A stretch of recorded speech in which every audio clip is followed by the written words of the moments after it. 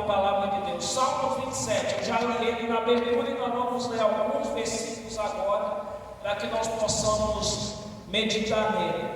Diz assim: o Senhor é a minha luz e a minha salvação, de quem terei medo? Irmãos, olha esse versículo.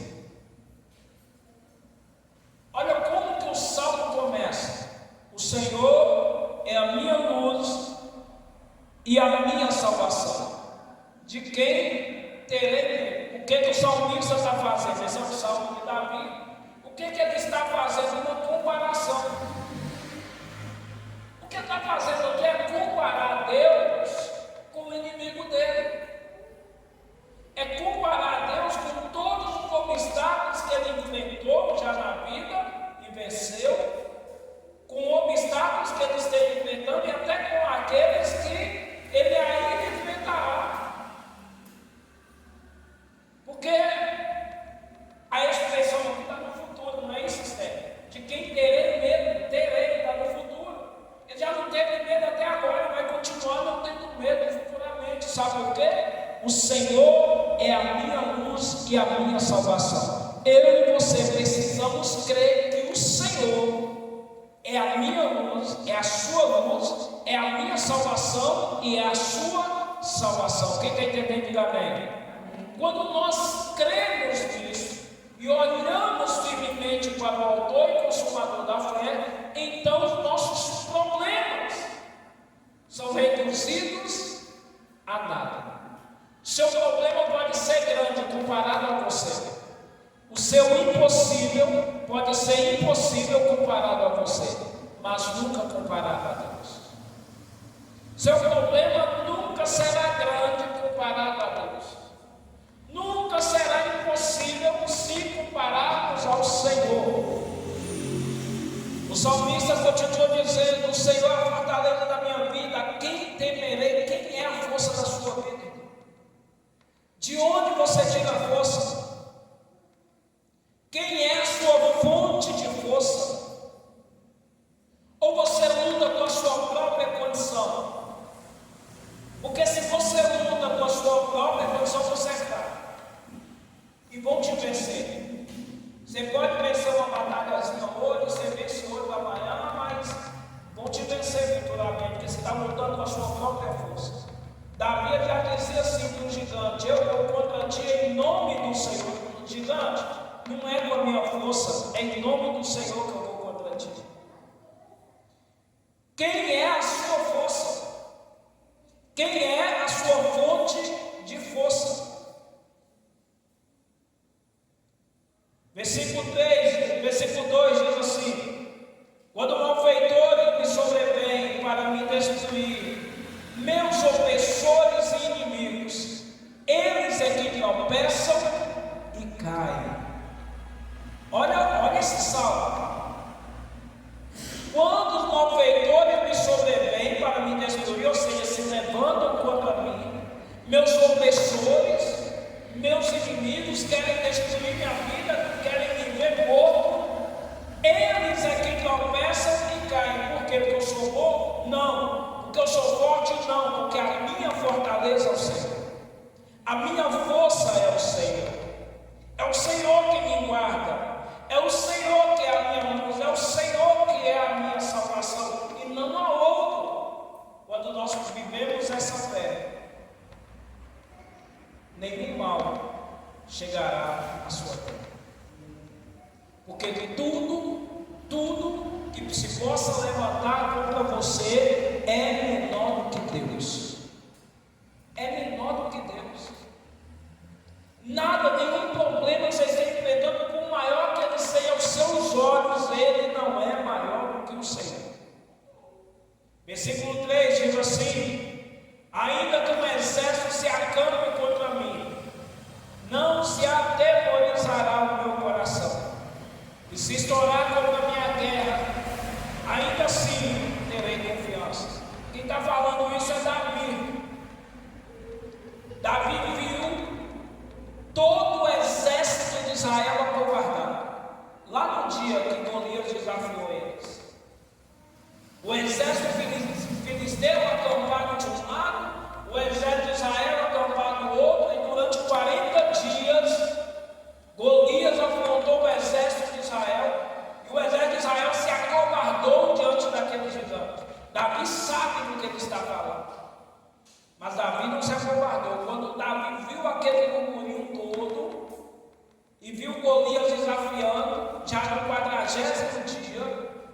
enviando o exército de Israel, Davi vai lá, enfrenta o Golias, você já conhece essa história, enfrenta o Golias, mata o Golias. E agora aqui, nesse salmo, está Davi dizendo: ainda que um exército, não um homem, ainda que um exército se acampe contra mim, não se atemorizará o meu coração.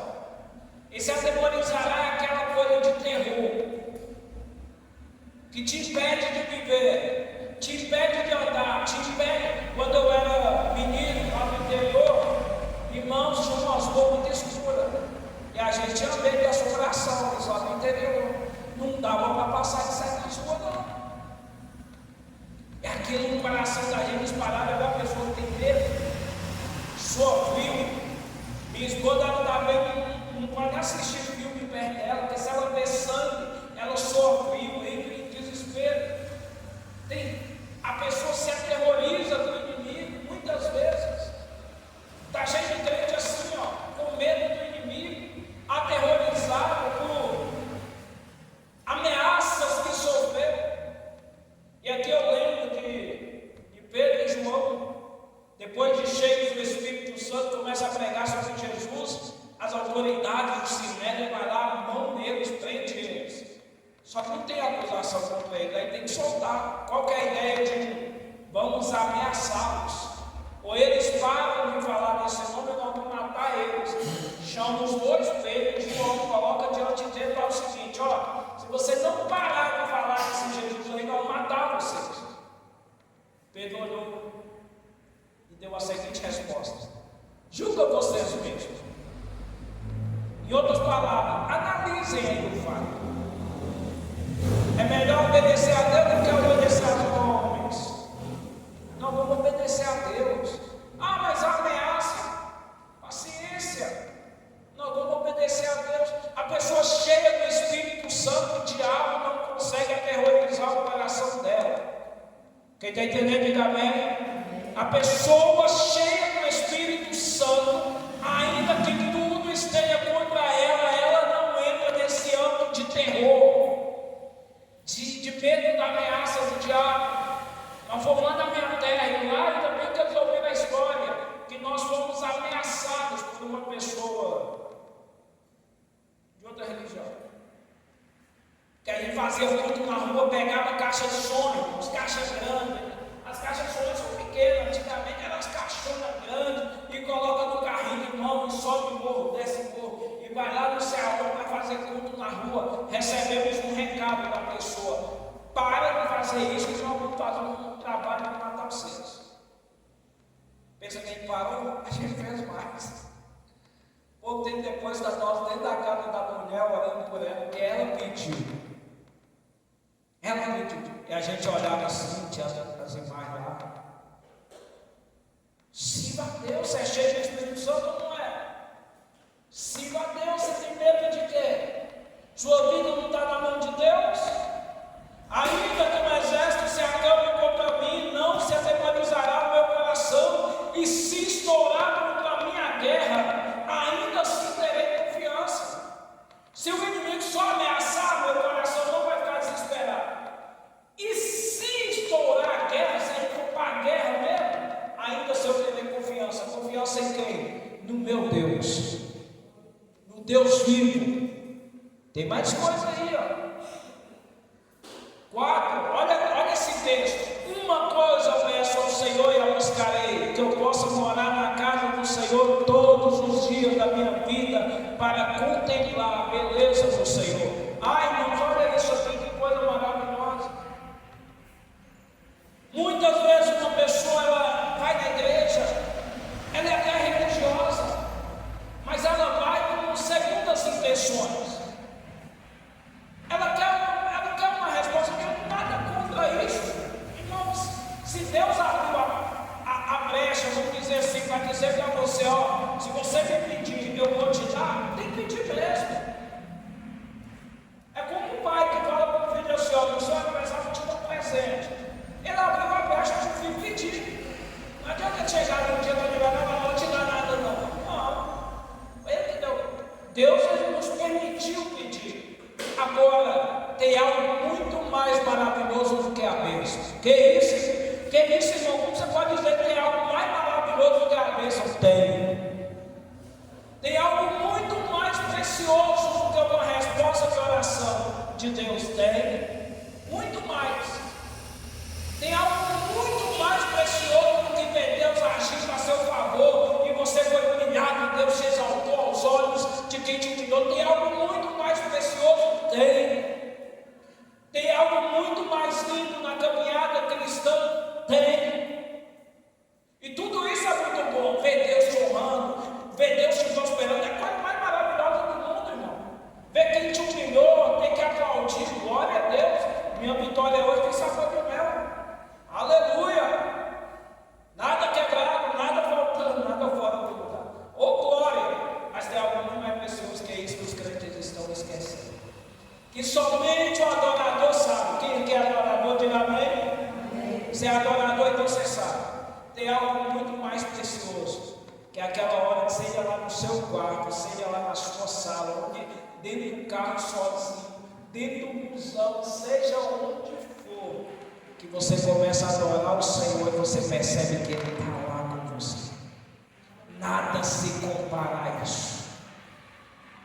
Nada se compara a você chegar na igreja sem nenhuma expectativa e você vê Deus se movendo no seu coração, tocando o seu coração. Você sabe que tem um Deus. Eu contei para minha família já. Eu era adolescente quando eu converti, problema em casa, foi problema na família. Mas um dia, querido, eu fui para a igreja arrebentado e dobrei meu joelho para orar. E Deus levanta o profeta e fala assim: muito amor tenho eu por sua vida. Irmão, isso tem quase 30 anos e nunca saiu da minha cabeça. Não o fato de Deus ter usado o profeta, mas o fato de saber que Deus se importa comigo. Deus se importa com as minhas dores. Nada se compara a isso.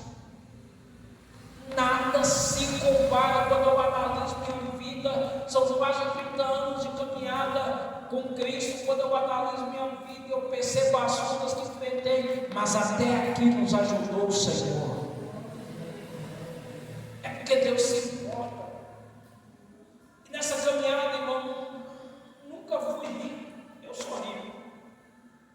Minha família é rica, não é rica? Nós somos ricos, da graça de Deus. Mas nunca fui ter dinheiro no banco para falar assim: aqui é da minha alma. Você tem tudo. Não, irmão. Você corre na casa, batalhando, e levanta na madrugada, e trabalha, até que tem, e Deus abençoando. Mas tem algo que sempre me marcou nessa caminhada: foi a presença absoluta de Deus nas nossas vidas. Uma coisa eu peço ao Senhor e a buscarei. Eu amo estar na casa do Senhor. Eu tenho o prazer de estar na casa do Senhor. Não é pesado para mim estar na casa do Senhor. Porque na casa do Senhor eu quero contemplar a beleza do Senhor. Eu quero contemplar a gloriosa presença do Senhor. Não é sobre o que Ele vai me dar, é sobre quem Ele é. Não é sobre as bênçãos dEle, que são preciosas, mas é sobre quem Ele é. É sobre a presença dEle na nossa vida. É sobre nós percebermos que existe um Deus atuando nas nossas vidas, nos fortalecendo, nos edificando, nos ajudando. Esse Deus está aqui hoje.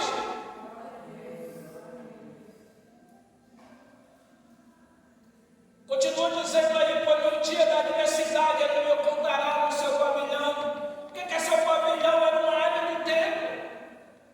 No dia da minha adversidade, não, no dia da sua adversidade, corre para a igreja. Corre para a igreja. Nós estamos lutando aqui para levantar um grupo de oração de mulheres.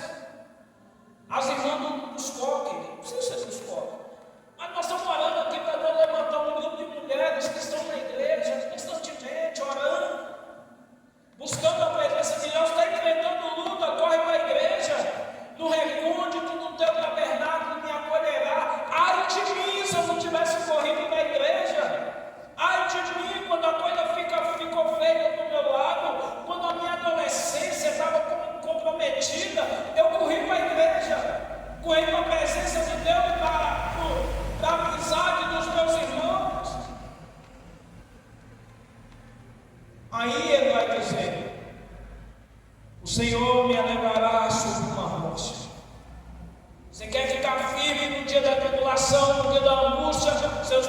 está firme na rocha, e a rocha não é a placa da igreja, a rocha não é o tipo de religião, a rocha é Jesus. Jesus é a rocha onde nossos pés estão firmes. Eu falei a rocha, mas parece daquele ritmo musical, né? Guarda, Cristo é a rocha da nossa vida. Agora, versículo 6, agora será exaltada a minha cabeça acima dos inimigos que me cercam, no seu tabernáculo oferecerei sacrifício de júbilo. Olha o que ele está dizendo, irmão, olha o processo aqui.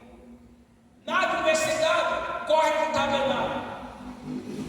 No tabernáculo você pode chorar, na presença de Deus você vai chorar, não tem problema. As dores, a tribulação você enfrenta, pode fazer chorar? Claro que pode, não tem problema, mas vai se transformar em alegria.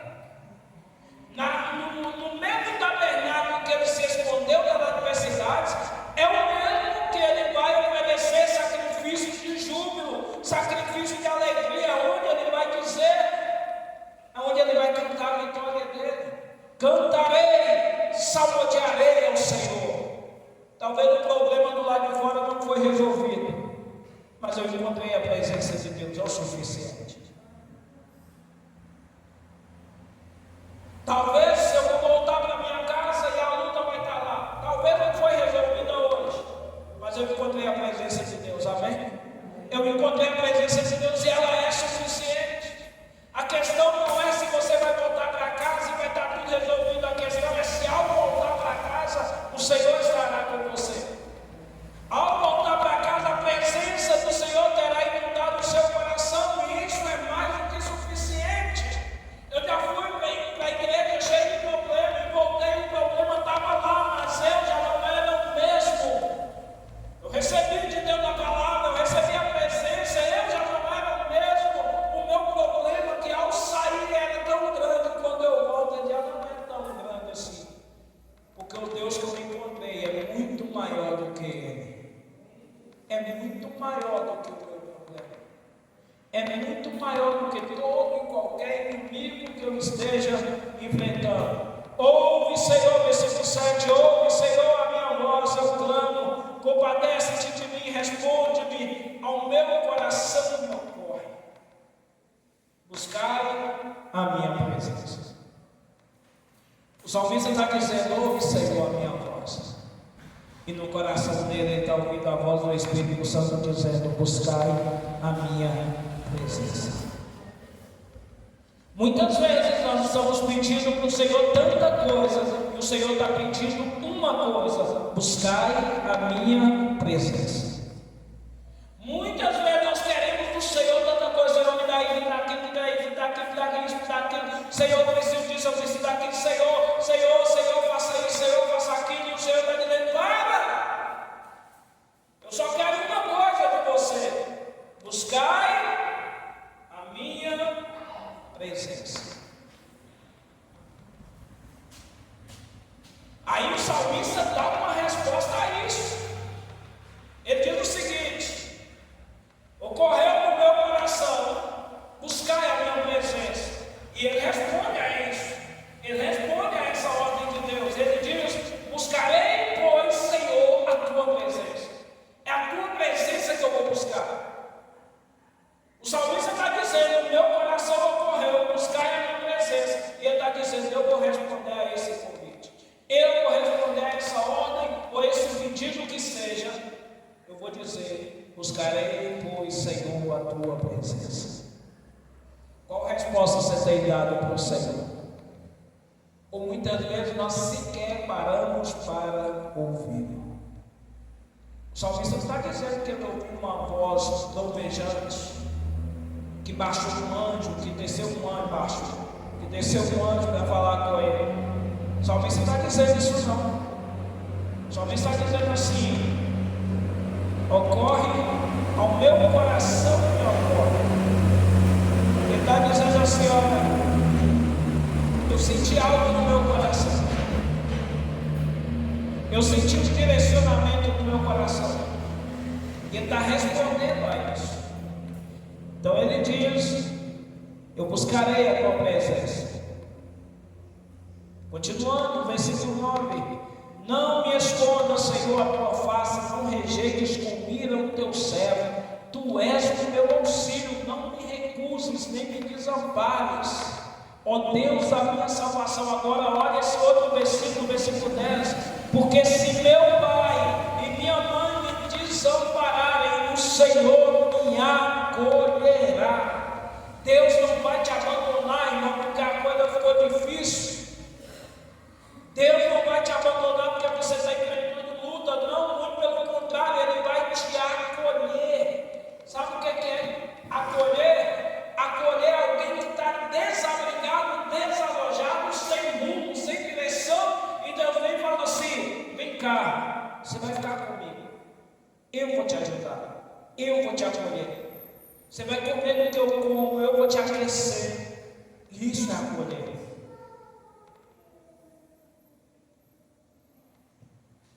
Ensina-me, Senhor, verso 11: ensina-me, Senhor, o teu caminho e guia-me pela vereda plana por causa dos que me espreitam. Não me deixes à vontade dos meus adversários, pois contra mim se levantam falsas testemunhas e os que só respiram crueldade. Eu creio que verei a bondade do Senhor na terra dos viventes. Espera pelo Senhor, tem bom ânimo, fortifica-te. Fortifique-se o teu coração. Espera, pois, pelo Senhor. Encerrando essa palavra, se tem algo que eu possa te dizer, é essa palavra sobre você. Espera pelo Senhor. Está difícil? Espera pelo Senhor. O inimigo se levantou? Espera pelo Senhor. Espera o direcionamento. E esse esperar não é de deitar o pé para cima e esperar que Deus um dia vá agir em sua vida. Antes de estar dizendo, uma coisa eu peço ao Senhor e a buscarei, que eu possa habitar na casa do Senhor. Uma coisa Ele está fazendo, Ele vai dizer assim, ó, ao meu coração me ocorre, buscar a minha presença. Ele está dizendo, buscarei, Senhor, a tua presença. Ele não vai esperar pelo simples fato de esperar, Ele vai esperar buscando a Deus. Ele vai esperar buscando a presença de Deus. O inimigo se levantou, ele está buscando a Deus. O inimigo parou de se levantar, ele está buscando a Deus. O inimigo quer matar ele está buscando a Deus. A coisa está difícil, a saúde não está boa, a vida financeira não está boa. Espera, pois, pelo Senhor. Tenha bom ânimo. A Bíblia diz que nós não podemos ter ânimo dobro. É aquele negócio de um dia está fogo puro, no outro dia uma geladeira humana. Um dia você vence o leão com esse urso, vence Golias, no outro dia você vai da Jezabel. Num dia você está pau para toda obra, no outro dia, irmão, não conta comigo para nada, eu quero desistir, eu quero morrer. Não, tenha bom ânimo. Dia a dia de sua vida, tenha bom ânimo, siga o Senhor, busque ao Senhor, fortifique-se o seu coração. E como é que nós vamos fortificar o nosso coração? Palavra de Deus, adoração, comunhão com os irmãos, buscando a presença de Deus, nos envolvendo com as coisas de Deus, porque o Senhor não falha. Então espera, pois, pelo Senhor. Espere o Senhor agir. Eu quero falar para alguém aqui nessa noite: não abra sua boca para reclamar. Espera pelo Senhor. Não amaldiçoe ninguém. Espera pelo Senhor. Não tenta resolver um grito. Espera pelo Senhor. As pessoas não querem te ver sorrindo. Espera pelo Senhor. Vida financeira está difícil. Espera pelo Senhor. Busca o Senhor. Tenha bom ânimo. Fortifique o seu coração. Mas espera pelo Senhor. Quem entendeu, diga amém. Salmo 27. Leia na sua casa. Medita. Medita. Não fiz nada além do que ler o salmo dos irmãos. Nada além. Na hora que a gente busca, quer viver uma palavra, aí você salmo para os irmãos. Nós meditamos durante um tempo em um salmo. Leia ele em sua casa. Leia como se você fosse estar ouvindo esse salmo. E busque o Senhor. Busque a presença do Senhor. Busque e espera pelo Senhor. Amém?